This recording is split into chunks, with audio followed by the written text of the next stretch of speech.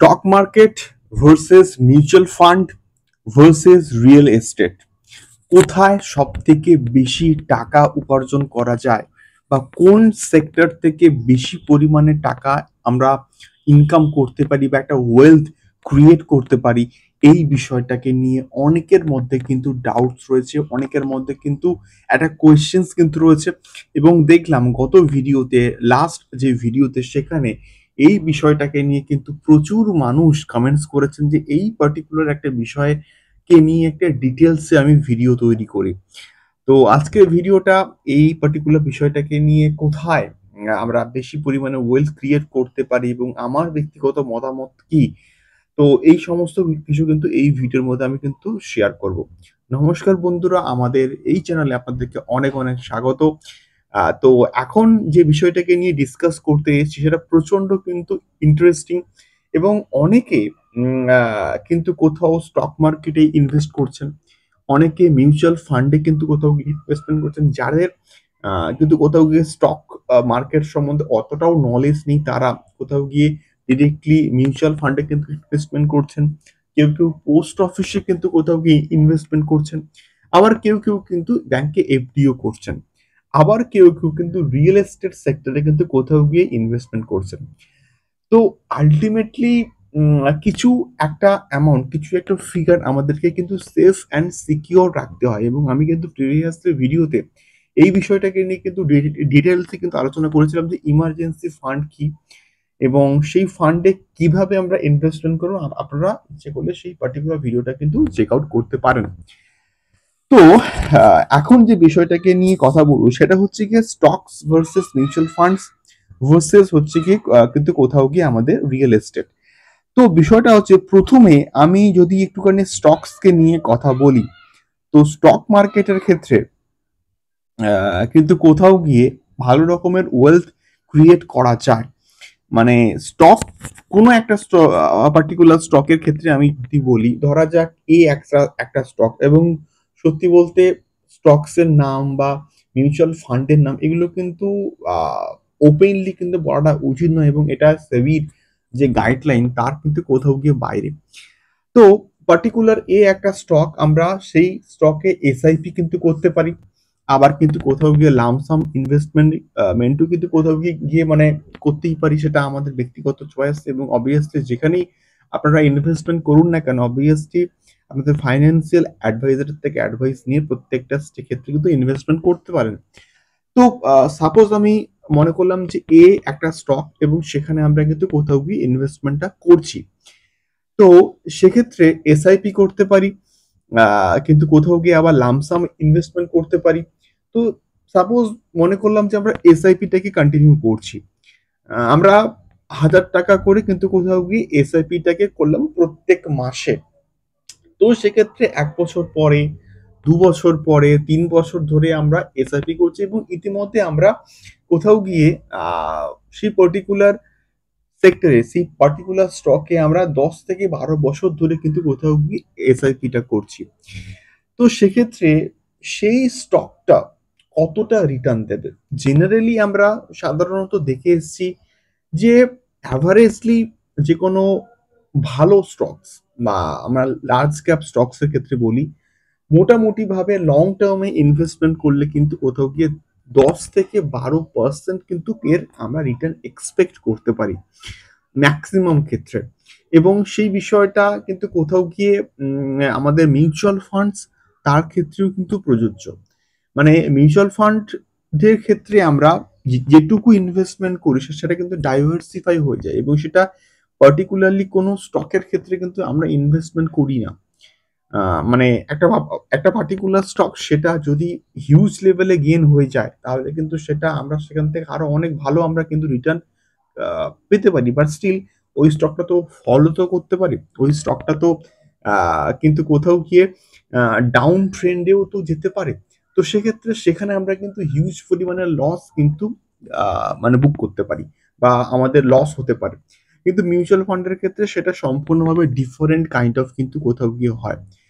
তো বিষয়টা হচ্ছে, সেক্ষেত্রে মিউচুয়াল ফান্ডে কি হয়, মানে যেকোনো একটা মিউচুয়াল ফান্ডকে আমরা টাকা দিলাম, এবং সেখানে সেই টাকাটা তারা ওই ফান্ডটা ওই ফান্ড হাউসের যে ম্যানেজার সে ডাইভার্সিফাই করে বিভিন্ন স্টকে হচ্ছে ইনভেস্টমেন্ট করে দিল, এবং সেক্ষেত্রে আমাদের ওই এই পার্টিকুলার ইনভেস্টমেন্টটা কিন্তু একটা পার্টিকুলার স্টকে কিন্তু ইনভেস্ট হয় না, সেটা কিন্তু ডাইভার্সিফাই হয়ে কিন্তু হচ্ছে গিয়ে আর অনেকগুলো স্টকে কিন্তু কোথাও গিয়ে ইনভেস্টমেন্টটা হয়ে যায়, এবং সেক্ষেত্রে আমাদের লস লস হওয়ার পসিবিলিটি বা প্রবাবিলিটি কিন্তু কম্প্যারাটিভলি স্টকের থেকে অনেকটা কিন্তু কমে যায়। এটা আমরা মানে বাস্তব কথা, এটা আমি আমার এক্সপিরিয়েন্স থেকে কিন্তু কোথাও গিয়ে বলছি।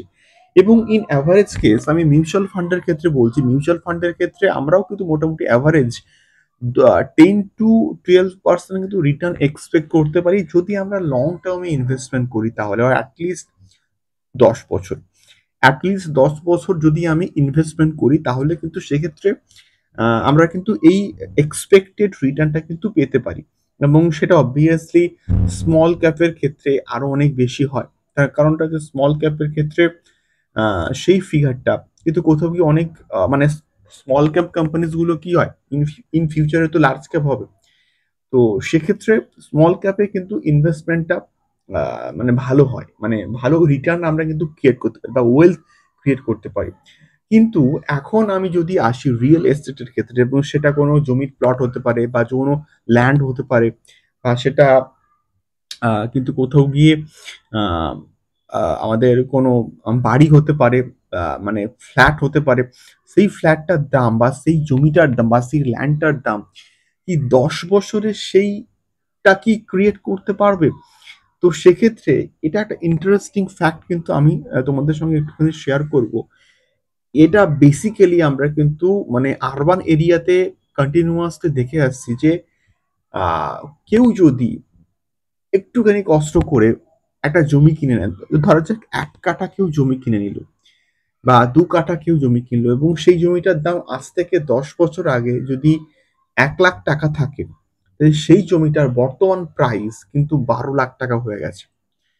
তার মানে কি, সেই জমিটা আপনাকে 10 বছরের মধ্যে 12 গুণ, 12 গুণ, 12 গুণ, 12 গুণ কিন্তু বেশি রিটার্ন এনে দিচ্ছে। তার মানে জাস্ট আপনারা ভেবে দেখুন, stock stock market versus mutual fund versus real estate, সেটা কোনো ফ্ল্যাট হতে পারে, এবং ফ্ল্যাটের দামও কিন্তু কন্টিনিউয়াসলি বাড়ছে। মানে আরবান এরিয়াতে আপনারা যে কোনো জায়গায় কিন্তু কোথাও গিয়ে ইনভেস্টমেন্টটা করুন, আরবান এরিয়াতে সেই ফ্ল্যাটগুলোর দাম কিভাবে বাড়ে দিনের দিন। মানে কেউ যদি জমি কিনে ফেলে রাখে এমনি, জমি মানে জমি মানে সোনা একটা কথা আছে না, তো সেক্ষেত্রে অনেকে জমি কিনে এমনি এমনি এমনি কিন্তু ফেলে রাখে। তো সেক্ষেত্রে তাদের কিন্তু সেই জমিটার প্রাইস বা সেই ল্যান্ডটার প্রাইস বা সেই ফ্ল্যাটটার প্রাইস বা সেই রিয়েল এস্টেট যে কোনো একটা জিনিসের প্রাইস প্রত্যেকটা দিন তার ভ্যালু কিন্তু বাড়তে থাকে, এবং আলটিমেটলি আজ থেকে 10 বছর পরে সেই ভ্যালুটা যে জায়গায় গিয়ে দাঁড়াবে, সেই ভ্যালুটার কিন্তু কোথাও গিয়ে তার ধারে কাছেও কিন্তু স্টক মার্কেট বা মিউচুয়াল ফান্ড কিন্তু ওয়েলথ ক্রিয়েট করে দিতে পারে না। এটা আমি আমার ব্যক্তিগত জীবন থেকে কিন্তু কোথাও গিয়ে এক্সপিরিয়েন্স করে এই স্টেটমেন্টটা কিন্তু শেয়ার করছি। এটা মানে চরম কিন্তু কোথাও গিয়ে বাস্তব কথা, এবং এর সঙ্গে অনেকের মতামত কিন্তু মিলতে পারে, আবার নাও কিন্তু মিলতে পারে। এবং এটা এটা শুনে আপনারা যে সব টাকা রিয়েল এস্টেটে ইনভেস্টমেন্ট করে দেবেন তা কিন্তু আমি একদমই বলছি না, এবং আপনারা কোথায় ইনভেস্টমেন্ট করবেন, সেটা রিয়েল এস্টেট নাকি স্টক মার্কেট নাকি মিউচুয়াল ফান্ড, আপনাদের একান্ত ব্যক্তিগত ব্যাপার। আমি কিন্তু বারবারই কিন্তু কিন্তু কোথাও গিয়ে এটা বলছি, যে কোনো জায়গায় ইনভেস্টমেন্ট করার আগে অবশ্যই আপনাদের ফাইন্যান্সিয়াল অ্যাডভাইজার থেকে অ্যাডভাইস নেবেন। আপনারা কোথায় ইনভেস্টমেন্টটা করবেন, স্টকে নাকি মিউচুয়াল ফান্ডে নাকি রিয়েল এস্টেট নাকি অন্য কোথাও এফডিতে। আমি এফডির কথা তো মোটামুটি ছেড়েই দিলাম। এফডিতে যে এক্সপেক্টেড রিটার্ন দেয় সেটা অ্যাকচুয়ালি আমাদের সেফ এন্ড সিকিউর থাকে, বা পোস্ট অফিসের ক্ষেত্রেও সেফ এন্ড সিকিউর থাকে। এটা আমাদের মানে এক চরম মানে বাস্তব কথা। কিন্তু রিয়েল এস্টেট কিন্তু কোথাও গিয়ে, এটা আমার ব্যক্তিগত মতামত, যে সব থেকে বেশি রিটার্ন কিন্তু এনে দিতে পারে। তো আপনাদের কি অভিজ্ঞতা, আপনাদের কি মতামত, যে কোথায় সব থেকে বেশি এক্সপেক্টেড রিটার্ন হতে পারে, অবশ্যই কিন্তু আমাদেরকে কমেন্ট করতে পারেন। তো আজকের ভিডিওটি এই অবধি। আশা করছি আপনাদের একটু হলেও কিন্তু ইনফরমেশনস দেওয়ার চেষ্টা করেছি। তো এর পরের ভিডিওতে আমি কিন্তু রিয়েল এস্টেট নিয়ে আরো কিন্তু ভালো করে আলোচনা করার একটা কিন্তু চেষ্টা করব। আশা করছি আপনাদের ভিডিওটি ভাল লেগেছে। ভাল লাগলে অবশ্যই লাইক করবেন, কমেন্ট করবেন এবং শেয়ার করবেন এবং অবশ্যই কিন্তু নতুন হলে সাবস্ক্রাইব করে আমাদের সঙ্গে থাকবেন। এবং আরো একবার বলব, this video is only for educational purpose এবং কোনো রকম ইনভেস্টমেন্ট করার আগে অবশ্যই আপনাদের ফাইন্যান্সিয়াল অ্যাডভাইজার থেকে অ্যাডভাইস নেবেন। তারপরে কিন্তু প্রত্যেকটা ইনভেস্টমেন্ট করবেন, সেটা স্টকস হোক, সেটা মিউচুয়াল ফান্ডস হোক, যে কোনো ক্ষেত্রে, সেটা রিয়েল এস্টেট হোক, ব্যাংক হোক, এফডি হোক, যে কোনো জায়গাতে আপনাদের ফাইন্যান্সিয়াল অ্যাডভাইজার থেকে অ্যাডভাইস নিয়ে তারপরে কিন্তু প্রত্যেকটা ইনভেস্টমেন্ট প্ল্যান করাটা উচিত। দেখা হচ্ছে পরবর্তী ভিডিওতে ফাইন্যান্সিয়াল অ্যাডভাইস সংক্রান্ত আরো অনেক ইনফরমেটিভ ভিডিওস নিয়ে। টাটা।